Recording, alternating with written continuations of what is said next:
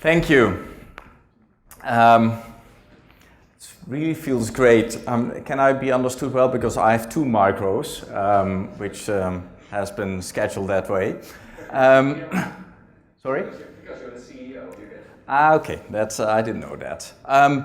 It's a real pleasure for me to be here today, to be back in Maastricht, where I've spent many years studying.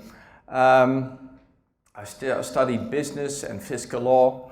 I'm also very happy to have met Mark again today, because we both studied more or less in the same period here, and we actually joined together a students' investment club at that time, and these days called Sigma. I'm not sure whether it still exists. I think it has been. Does anybody happen to know, by the way? It does exist. Well, we were both chairmen of that investment club, which at that time did quite okay. But I think afterwards it lost a lot of money, as everybody kind of did. Happy to be back in this region because of the reason that I was raised in this region. Near Maastricht, in a little village. My parents are still based here. And my father used to run a fruits and vegetable trading company for many years. And my mom was trying to run everything as smooth as possible, because all what mattered at home was the full dedication of building this own trading company that my father had with two of his brothers. The company has been founded by my granddaddy, so it's almost been a kind of logical sequence that I would have stepped into the family business. And I always remember when I was a small kid, when my dad came at home, because he went off very early for auctioning all the fruits and vegetables. And when he got back, let's say late, between 8 and 9 o'clock, if I was still awake, I ran into him. I always had this $1 million question to him, at least from my perspective, which was, how many trucks did you sell, Daddy, today? How many trucks? And then he said 10, 12, 20, whatever. And at that time, I already knew which pattern of huge sales are supposed to be happening on the Monday, because Monday is big day, because all the retail chains need to be replenished. Tuesday is a soft day, Thursday is and Friday is the biggest day in the week, because then you have to prepare for the weekend. The number of trucks that he mentioned at that time are, for me, the TV ratings today. Because every morning at 7:30, I have this SMS coming in with the ratings, yesterday's ratings, like this. And at 7:30 during holidays throughout the whole year, I wake up, and at 7:30 I start studying the ratings, the yesterday's ratings. Finally, I didn't join the company of my father, as you probably kind of feel like. I went my own way. I started working at an investment bank for a couple of years, where I entered into the media scene and did a lot of years of film finance. And then eventually RTL was a client of mine and was hired by RTL. So I haven't become an entrepreneur, although I contemplated becoming one quite a number of times during my career so far. And entrepreneurship in general has always been a very important motive in everything that I've been doing over the last couple of years. Because I think in general entrepreneurship really stands for willingness to grow, to move on, and to build competencies of various people together and to really gain momentum together. To take risks, especially in the media scene, but also, maybe even more importantly, to create an environment where people are daring also to fail, because otherwise they would never take the risk. And And we've really tried to establish a company and an environment where there's a lot of opportunities being taken, but we always have 3 golden rules. And that's, if we fail, we need to fail quickly, fail often, because we need to take a lot of initiatives, and we need to fail cheaply. As long as we do that, we can gain additional momentum for finding a lot of new business initiatives along the line. This entrepreneurship also means that you really have to focus with 100% dedication in everything that you do.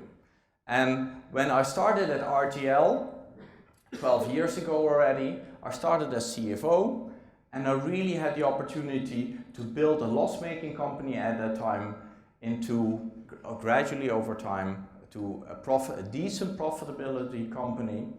And I had the opportunity to bit by bit tap into the new competencies of programming, of sales, of a lot of technical stuff within our operation. So bit by bit I moved up the ladder as a CFO to become eventually the CEO. And when I took over in 2008, it was actually a very difficult time, because in the second half of 2008 the big crisis was all going to hit everybody very hard, especially media companies, because we're very cyclical business and very depending on the advertising markets. So we lost all of a sudden 25% of our revenue base with the crisis. So what we did at that time when I took over, I really restructured the company profoundly. And what we did is that we brought back the overall cost base by more than 20%, while at the same time we increased ratings significantly even. So it was the start of the uptake in the TV business at that time. And now reflecting on that, a couple of years ago, we've now more than doubled profitability, and we have built over time a long-term strategy for the company bit by bit. And I think most importantly of all is that we're now reflected as the really uncontested #1 all-round media company in the Dutch landscape. And the reason how we've got there is based on this one and single slide that I've taken and which might be put up in a couple of moments, is basically based on, in my view, 6 main reasons why we are currently the uncontested #1. And I'll bit by bit lead you through those. The first reason is, I think, contrary to the book that is main inspiration for today, is I think we need to start preparing for a very clear and comprehensive strategy for a company. Don't make it very complex. Be very clear and crystal clear on what you really want to find as the business you're in. And especially now we have a 4-pillar strategy, but when I started in 2008 we only adapted a 2-pillar strategy, which are the 2 pillars on the left, and I'll quickly walk you through it. The left pillar is obviously the TV business that we're in and that we're known of in the Dutch landscape. Every evening with RTL 4, 5, 7 and 8, we are the #1 broadcaster, especially with the exception of Champions League, I have to admit, which is as the public broadcaster, we are the #1 leading TV station in the region. But that wasn't the case when I took over in 2008.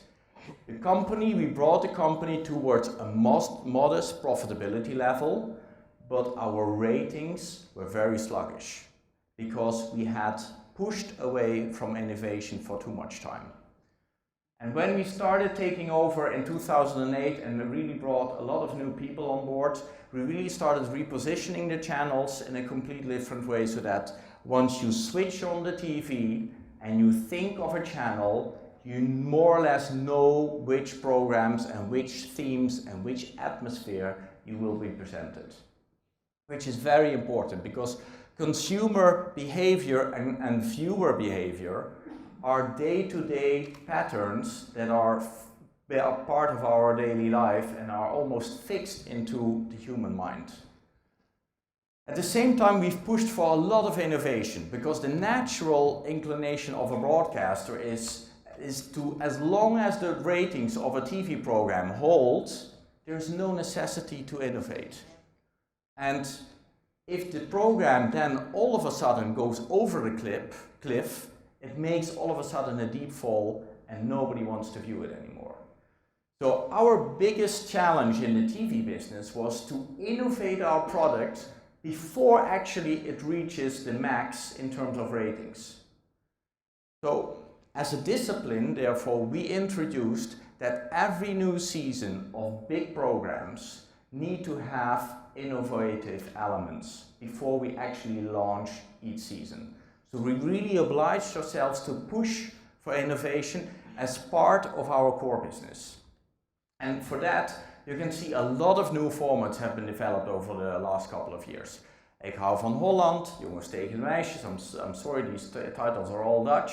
But The Voice is something you probably all know, because it's one of the big talent shows that now travels internationally, which we co-developed with Talpa, our previous minority shareholder. But we are co-owner of the format and have jointly developed the format together. Obviously, the production house Talpa is taking this format and taking it international, but we would take part of that upside for RTL. A lot of new program formats we have developed, but one of the main problems in the digital area, and then I come to the second layer, the second pillar of our strategy, is that our digital efforts and our digital services and products were all very much linked to the TV business. So what we used to do is that we had a TV program plus a website. But there's no strategy, no digital strategy connected to that. And we really needed to work a lot in order to get a comprehensive strategy around digital within our view. For that, we were helped, in my view, by the huge pickup of what we call catch-up TV, RTL gemist, all the programs that you've missed over time, for which we aggressively built a market position, because the public broadcasters were way ahead of us a couple of years ago, and the difficulty on our side was to build a catch-up TV offer that was compelling for the consumer, but at the same time we were wanting to gain market share in there while there's no concrete business plan behind that, because there wasn't a business model backing this up. We decided to move into this area because I'm a strong believer that long-term this new service to the consumer will have a business model that will make sense. But first of all, we need to grab market share in order to position ourselves in that. So our catch-up TV offer, RTL XL, was a very important step towards building a digital strategy. We're now preparing for new product offers with RTL XL as a basis. Besides that, if you look at RTL from a broadcaster perspective, all what we really do is that we want to be in the living room or in your tablet or in your cell phone almost at least a couple of times a day. And for that, we built a lot of new services like the RTL News digital newspaper, the Voice of Holland app that you can participate during the show but also during the week, and Buienradar. Buienradar is not something that we have built ourselves, but that we have acquired a couple of years ago. And Buienradar is something, especially as Dutch tend to contemplate at least 3 to 5 times per day how the weather is going to be in the next couple of hours. We have constant momentum with the viewer on what the next steps in terms of rainfall is going to look like. So there we have improved significantly our market position in the Dutch landscape. We had critical mass by RTL XL and Buienradar, and we are building a number of new services that will be rolled out next year based on this. And we have become, as you can see, a significant player, while at least 4 to 5 years we were not even a top 10 player in the digital field in the Dutch landscape. Then we have added an entertainment pillar. And what do you mean by that, entertainment pillar? Entertainment means that if you have built a lot of brands in the TV and digital space, it's very logic to build a live entertainment extension of that brand through concerts, through events, through movies, and these are all kind of activities that we have kind of organized in an entertainment pillar separately. Doesn't always have to be linked to the brands, the existing brands that we have, because you can see we made some exotic side steps also towards investing into various musicals, like the Soldaat van Oranje. We're now invested in the musical Shrek that had its premiere a week ago. And we bought a company called Wentink Events, who's offering dinner shows, but that will also be used as the #1 entertainment platform for all our existing brands in live entertainment. So there's a logic extension between TV, digital and entertainment that we've built together. The last but not least pillar is ventures. And ventures is basically the entrepreneurial unit within our company, because there we align with local entrepreneurs that have big ideas, and we tap into the market of many business models that go from offline to online. There are numerous examples there. I think Couvert is an online restaurant reservation tool. Pepper is our own dating platform. Me2 is a service concept about fashion. And we have our own mobile brand with a lot of TV content that will be offered called SIS. There will be many more ventures within this unit. We're aiming for adding 2 to 4 ventures on an annual basis into this portfolio. And maybe even Matthijs, why not discuss a joint alliance with RTLZ and open on this. I think this is the ball game that we're in. And just to add one more element on ventures, why do we launch ventures? I think there's huge value potential of these ventures by combining the business concept, the entrepreneur, and the marketing power, which we have.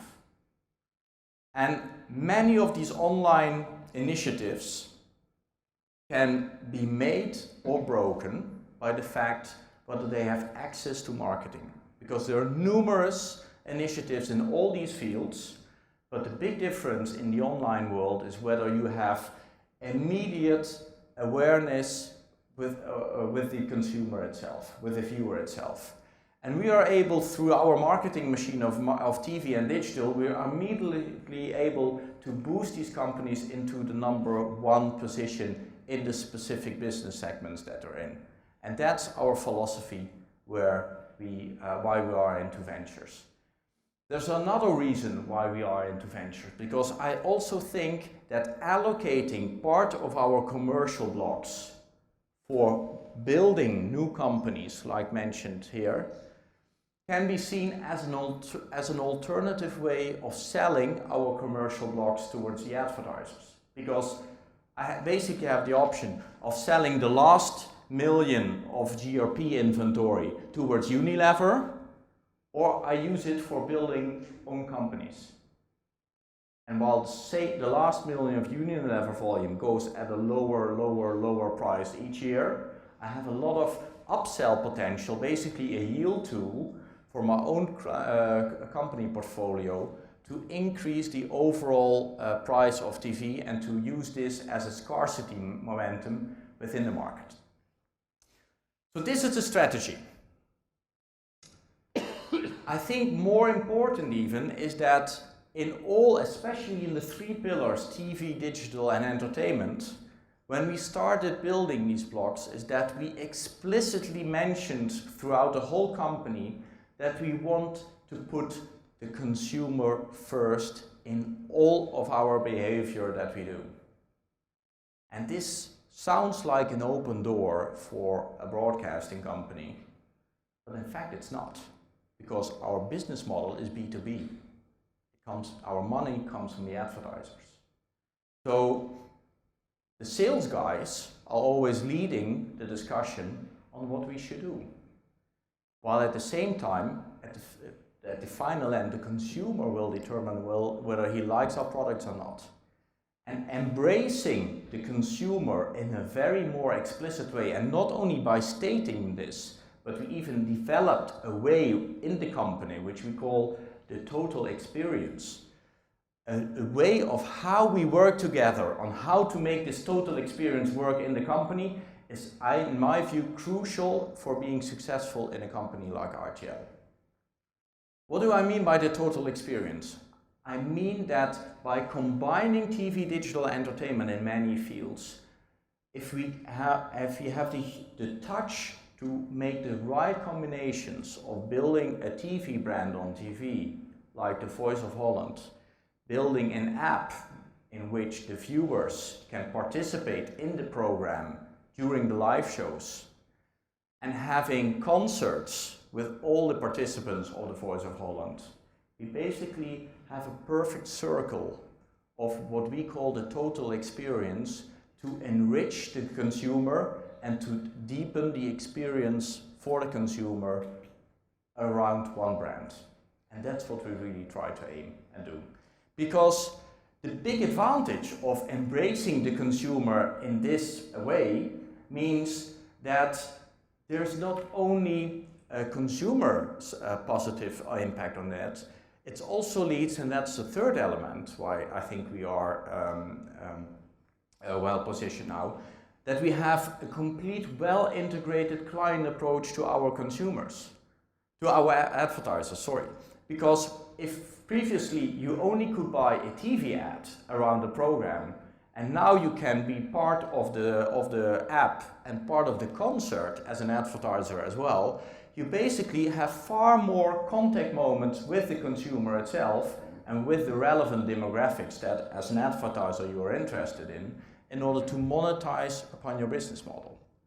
So the side effect of all this is that we have an enriched business model as we roll it out. I think the fourth element in this is that we have really tried to build these four-pillar approaches by innovating from the core business in itself. And for many areas where we decided that the innovation that we're in is not possible because it's too new and the working environment is looking for different competencies, that we have put them aside additionally, and once they were successful, we're pushing them back towards the core business again. So this integrated approach of having a TV business, a digital business, and an entertainment pillar combined within one building and working together and building the cross synergies between the various divisions is crucial in being successful, and also in order to innovate the core business even more aggressively, because the TV business is under tremendous change at this moment. The fifth element is, in my view, really facilitating as much as possible the right man on the right spot. To really enable the big talents that we have in our industry to leverage their craftsmanship for the company and to create an environment for entrepreneurship. I always state in my company, for every good idea, there's budget to execute it. And if we try and fail, we have to do it quickly, cheaply, and what I previously mentioned. Exactly, thank you.